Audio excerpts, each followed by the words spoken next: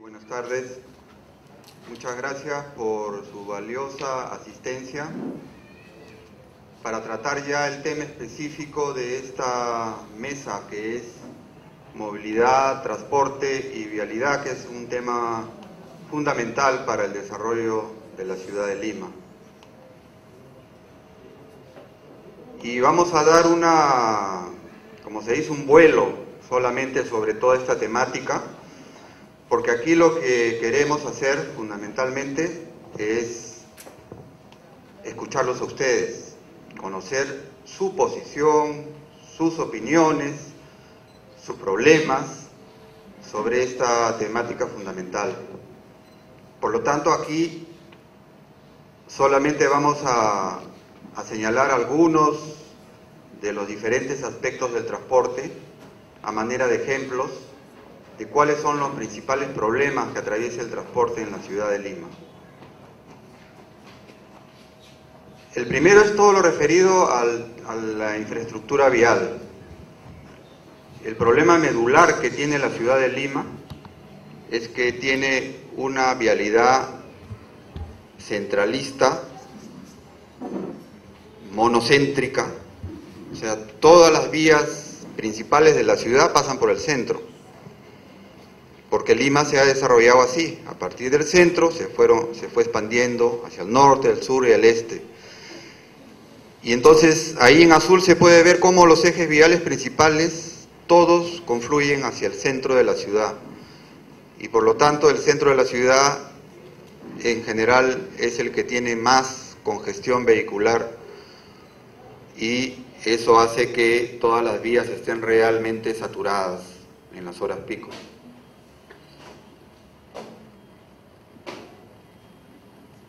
En el sistema vial metropolitano que ven ustedes al lado derecho, se plantea mejorar esta situación con una serie de anillos y con una vialidad adicional, pero hasta el momento, que ven ustedes al lado izquierdo, eso no se ha conseguido.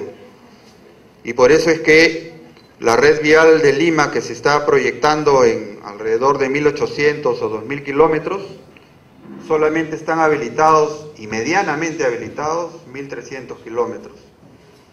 Igual en el caso de los intercambios viales, ¿no? De los 230 que se han proyectado en la ciudad, solamente existen 68 y no terminados.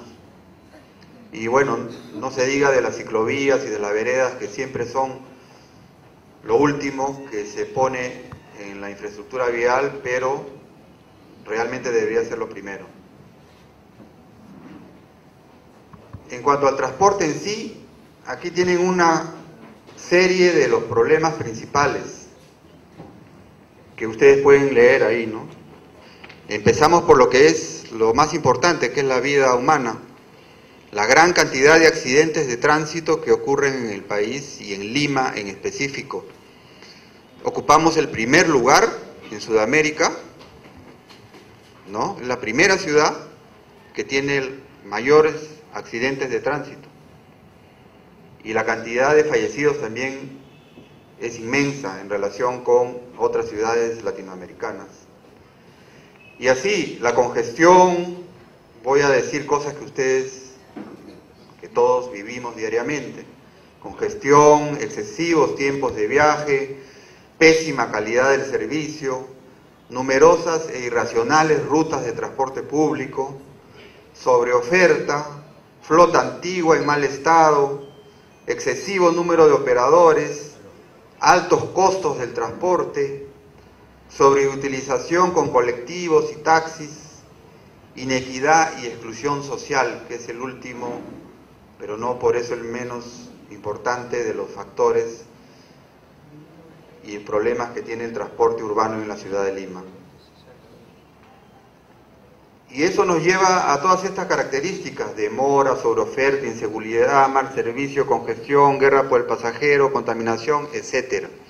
Son solo algunas de los adjetivos con los cuales nosotros siempre calificamos el transporte. Siguiente.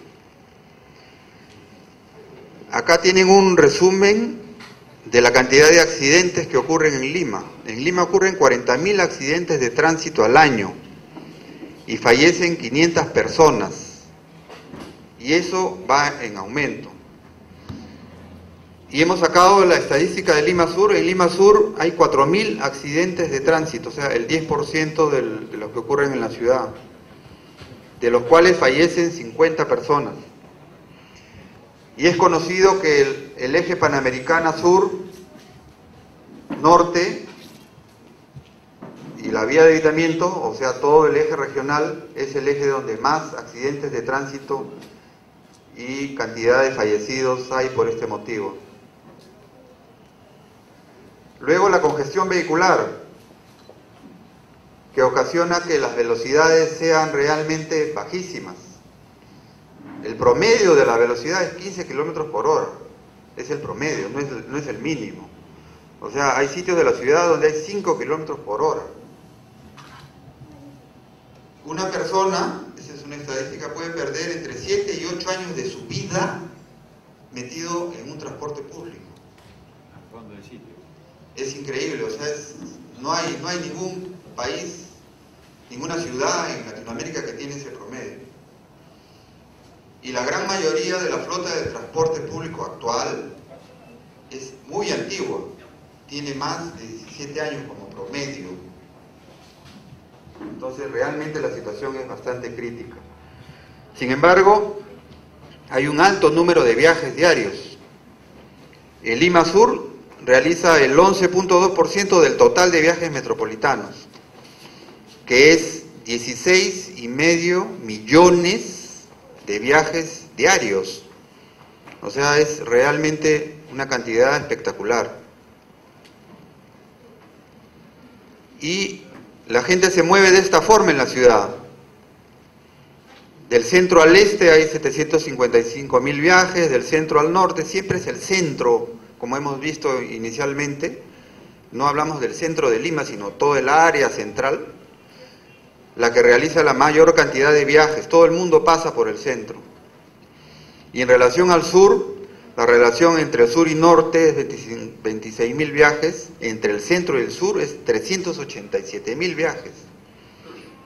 O sea, realmente es mucho mayor, ¿no?, toda la relación que hay entre todas las áreas de la ciudad, las áreas interdistritales, con el centro. Y el incremento del número de viajes también en los últimos años ha sido cada vez mayor. La población, a pesar de que la población también ha aumentado, el número de viajes también se ha incrementado y la relación entre número de viajes entre población también ha aumentado. Por eso es esa curva creciente, ¿no? De los 16 millones de viajes que se realizan en Lima, 12 millones se hacen en vehículos y el 83% de esos en transporte público. Y por eso es que hay un uso masivo del transporte público. Ahí tienen ustedes un gráfico representativo de cómo se usa la mayoría de los ejes por el transporte público. Circulan 25.000 pasajeros por hora y por sentido en la Panamericana, en la Túpac Amaru y en la vía de evitamiento.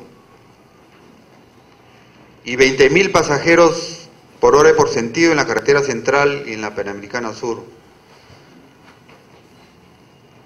Y además de eso, esto es fundamental, el transporte genera una deseconomía familiar por los altos costos, por la cantidad de transbordos que hay que hacer y fundamentalmente por las largas trayectorias de la mayoría de las rutas.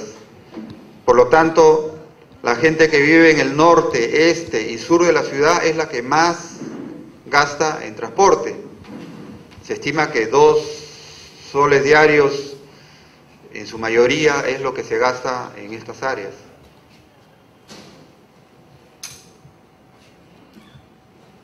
Y por último, esto que es también significativo y cada vez más dramático, que es la cantidad de violencia y maltrato que hay dentro del transporte público, con asaltos, agresiones. La gente más vulnerable, los usuarios más vulnerables, ¿no? Las mujeres, los escolares, los ancianos, los discapacitados, sufren todo el día esta problemática de los maltratos en el transporte público, donde no se respeta tampoco a los escolares ni el pasaje universitario.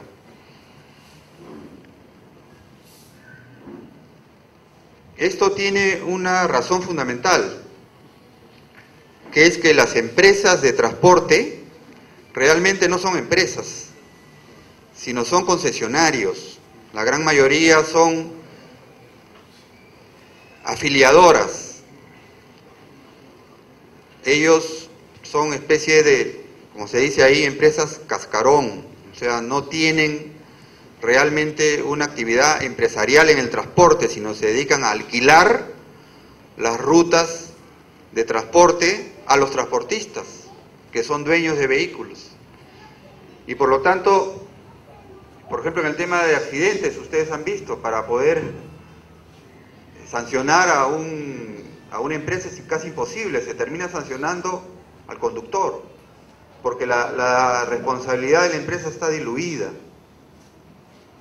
Y además hay una competencia extrema entre todos los operadores de transporte por ganarse a los pasajeros, y eso lleva pues a lo que se llama la guerra del centavo, y eso a su vez trae todos los accidentes y todas las problemáticas que hemos señalado. Y se produce este círculo vicioso en el transporte, del cual hasta ahora no salimos. Esta gestión municipal está por primera vez, después de muchos años, tratando de cortar este círculo por algún lado y realmente salirse de este círculo vicioso que estamos señalando, ¿no? Que cada vez hay más oferta, ¿no? Eso lleva a más accidentes y eso lleva a que la gente use cada vez más el transporte público por necesidad, y eso se retroalimenta constantemente, ¿no? Y no tenemos forma de salir. Entonces, realmente hay que lograr cortar este círculo de alguna forma, y eso es lo que se está tratando de hacer ahora. Ahora vamos a hacer algunos comentarios sobre lo que debe ser el transporte realmente en la ciudad. El transporte constituye de repente el principal eje estructurador de la ciudad. El transporte tiene implicancias económicas, sociales, políticas, ¿no? Y es un elemento fundamental para que las ciudades sean productivas y competitivas. Depende de eso, depende del transporte. Si el transporte está bien, para que la ciudad realmente pueda competir con otras ciudades. Y por eso el acceso igualitario al sistema de transporte constituye ahora, el día de hoy, uno de los factores más importantes del tema de la inclusión social. Si no hay el acceso igualitario, no hay inclusión social. Y eso, el día de hoy, no existe, como hemos estado viendo con los problemas que ocurren en el transporte. Otro de los aspectos que hay que tomar en cuenta es qué modelo de ciudad queremos para ver qué sistema de transporte debe ser el adecuado para esta ciudad. Y ahí hay dos modelos de repente extremos, también podría haber modelos intermedios, pero en las ciudades norteamericanas se utiliza el modelo de ciudad extendida. La ciudad crece cada vez más, no crece tanto para arriba, crece también fundamentalmente hacia los lados, va extendiéndose, y hay mucho transporte privado y muchos automóviles por ese motivo, y por lo cual se requiere un desarrollo impresionante de infraestructura vial, intercambios viales, ¿no? Pero es una ciudad que requiere una gran infraestructura vial y por lo tanto bastante cara. Frente a lo que es las ciudades densas. Las ciudades densas no deben de crecer como Lima está creciendo, sino deben crecer fundamentalmente densificándose hacia arriba, no siendo ciudades chatas, como lo es Bogotá, por ejemplo, que tiene el doble de densidad que tiene Lima, y donde hay un sistema de transporte, lo que se prioriza es eso, el sistema de transporte público, no tanto el sistema de transporte privado, como son en el otro modelo de ciudad. Y por lo tanto, ahí el transporte público, los trenes, los buses, los corredores viales, las ciclovías y las vías peatonales son lo más importante. Esos son los modelos de desarrollo de ciudades que hay fundamentalmente en Europa y que ahora también están desarrollándose en Asia. Siguiente, por favor. Acá también hay una referencia a por qué es que las ciudades deben ser densas en relación a la cantidad de autos que se requieren. O sea, si la ciudad no es densa y es extendida, se requiere mucho transporte privado y los autos ocupan mucho espacio. Ahí tienen un ejemplo, ¿no?, de la cantidad, de la franja que requieren los autos para transportar la misma cantidad de gente, lo que requieren buses y lo que requiere el metro, ¿no? Y bueno, la cantidad de bicicletas para llevar la misma cantidad de gente. Y entonces, ¿qué está pasando? Aquí se está mostrando cómo debería ser la priorización del transporte en la ciudad. En primer lugar, deberían estar los peatones, ¿no? Más del 25% de la gente de la ciudad se moviliza a pie.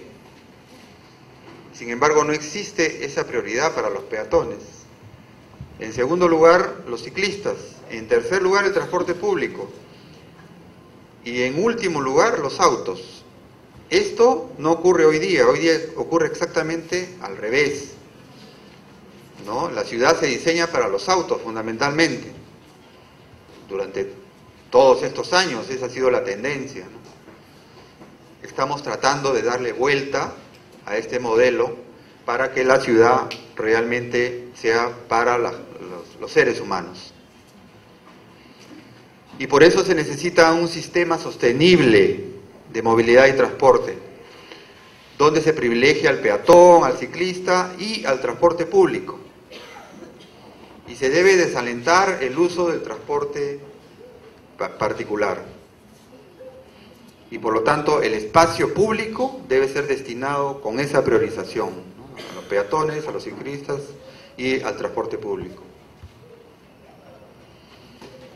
Porque, por ejemplo, ¿no?, los sistemas de transporte masivos ofertan capacidades de hasta 30.000 pasajeros por hora. Antes hemos visto que los ejes viales que hay en la ciudad movilizan 25.000, 30.000 pasajeros.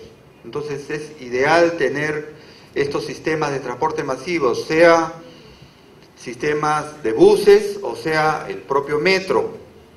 El metro logra movilizar no solamente 30.000, sino hasta 60.000 pasajeros por hora. O sea, es realmente lo ideal. Es bastante caro, pero es lo ideal para una ciudad como Lima.